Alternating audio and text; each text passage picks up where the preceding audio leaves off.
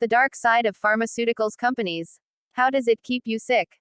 Hello YouTube, welcomes again. Let me ask you a question at the beginning. Have you ever been sicker after taking medicine? Have you ever heard that pharmaceutical companies deliberately try to keep you sick? Or you may think that drug companies make drugs so that you become addicted to them. Or have you ever thought that a medicine priced at $15 has become more than $825 in a week's time? If you haven't thought about it before, think about it now. Pharmaceutical companies are doing just that.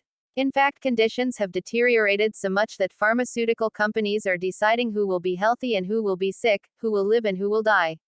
The power of large pharmacies around the world has reached such a level that they have been taken hostage by doctors, hospitals, organizations, governments, and even the American Food and Drug Administration or FDA. Today's video will highlight some of the important things that will really surprise you and make you think about medicines, medical services. If you want to know, watch the full video and subscribe to our channel. Just as a drug can save a person's life, a drug can ensure instant death. The biggest part of the medicine that I take all over the world is the big pharma. Among them are big companies like Pfizer, Roche, Jonson & Jonson, Novartis, Bayer, Merck, Bristol, GlaxoSmithKline, Sanofi. Most of the complex and new drugs that come in the market come from the hands of these companies. There are medicines for complex diseases ranging from cancer to hepatitis C or HIV, all of which are controlled by large pharmacies. The FDA approves most of the medications we usually use in all of these cases. Although the FDA can approve the drug, it does not have the power to set any price, for which companies can set prices as they wish. At the moment, the price can be increased as desired. Here are some examples of how companies raise prices. Daraprim was the name of the best medicine against cancer and HIV in the American market. Martin Shkreli had the license to produce that Daraprim. Before the production license went to Martin Shkreli, the price of the drug was only $13.50. Daraprim has raised its price by 5,000% since Martin Shkreli took office. That's $13.50 of the drug, along with $750. The most ridiculous thing was that even after raising the price so much, he announced that he could raise the price more if given a chance. Novartis brought to market a drug that can eradicate cancer. The name of that medicine was Kymriah. A package to cure a cancer patient in Kymriah costs €320,000. Even the most developed countries in the world find it difficult to treat cancer at this price. Similarly, hepatitis C is another deadly disease. A medicine for hepatitis C was discovered by Gilead Science, whose name is Sovaldi. A hepatitis C patient can recover if Sovaldi takes a 3-month course. And for that Sovaldi he has to pay $84,000. The price of each tablet is about $1,000. So much for the price game. No one knows how much a drug costs and how a drug is controlled. Take Sovaldi for example. The FBI investigated Sovaldi's price. From research to marketing, the FBI took Sovaldi's 1,200-page document. In these research papers, the price issue was so hidden that the price of Gilead Science, Sovaldi was not mentioned anywhere. The only thing that has been found in the whole document about the price is that the price of a package can be $80,000 to $85,000. Daraprim, Sovaldi and Kymriah are the 3 medicines that clearly tell you that pharmaceutical companies can take any kind of money just to make money. And these companies do not mean any kind of law and order. If you think only about the price, you will see that the pharmaceutical companies are releasing the drug in the market in spite of having high side effects only in the hope of business. After 3 to 5 decades of business, when long complaints line up, they take the drugs out of the market. Sergei Laboratories in France has been forced to withdraw its mediator drug from the market after 30 years of business. Depakote was the most widely used medicine for epilepsy worldwide. The drug was forced out of the market after 50 years.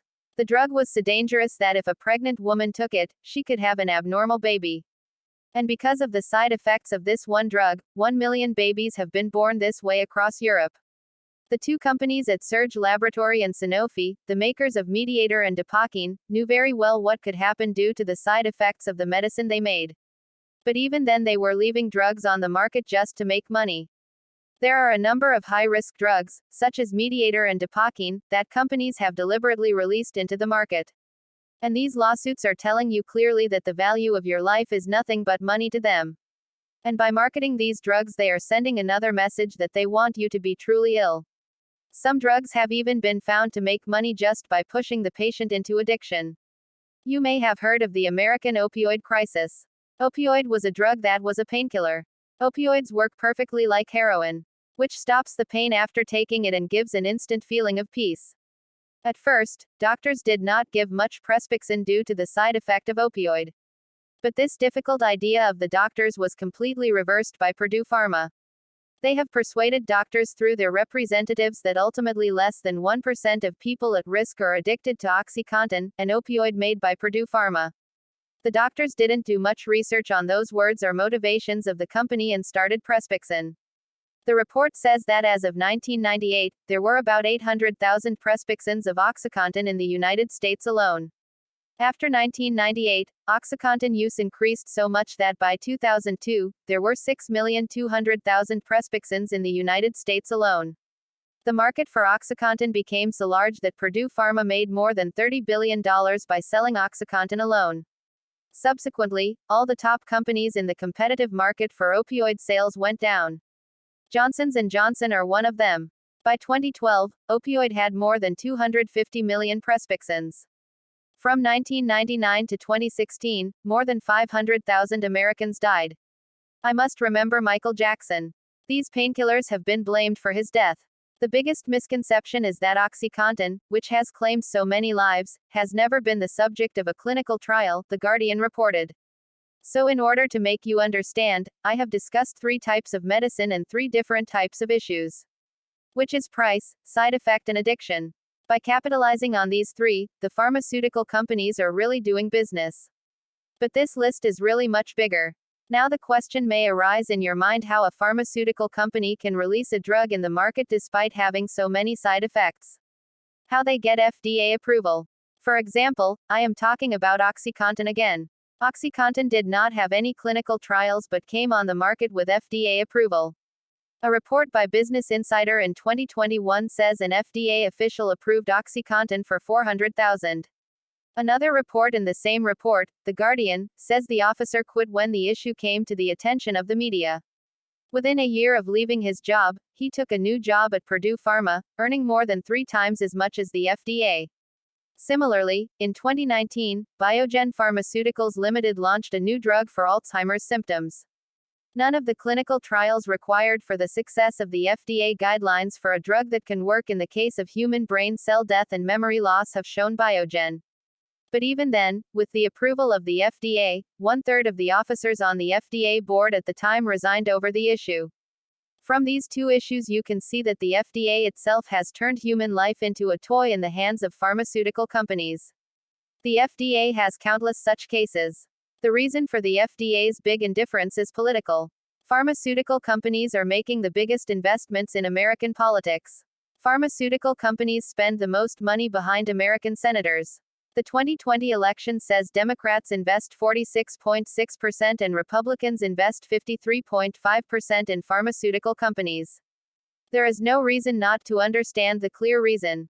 Do not listen to any political party or any political person in America to speak against the pharmaceutical companies. But there was one exception in American politics. And he was Donald Trump. Directly pressured pharmaceutical companies to reduce the price of drugs and to market drugs from within the system. And the rest of history you all know. Now come at the last moment. We remember all the medicines we get on the market, or the vaccines we get, invented by companies like Pfizer, Jonson & Jonson, Novartis, Bayer, Merck, Bristol. The matter is a complete misconception. Pharmaceutical companies do not make any inventions and they do not have any research. The entire work of research and innovation is done by the National Institutes of Health or NIH. Numerous companies, including Charles River, PRA Health Sciences and Syneos Health, are involved in this. Of these companies, Charles River Company claims to have researched and developed about 80% of the FDA-approved drug in 2017.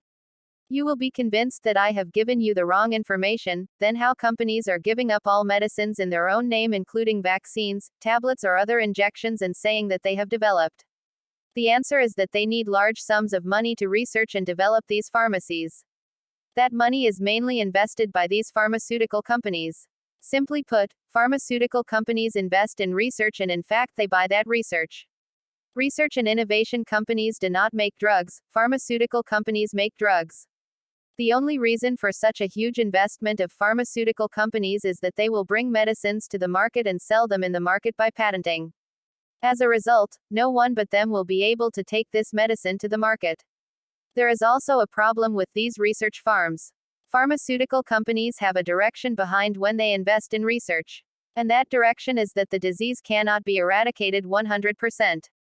If a firm says that they are working with 100% elimination, they do not get any investment from pharmaceutical companies. If the disease gets 100% better, then their business will not run. Which means pharmaceutical companies spend the most money on keeping people sick rather than healing them from a disease. Italy fined Novartis €180 million in 2014 for these irregularities and corruption. And in 2020, France fined Roche and Novartis €444 million. But a company could not be stopped. They are working just like before. In the end, you may think that throughout the discussion, I have talked about the big American and European big name companies and their research and development and corruption. Where is the benefit of your country?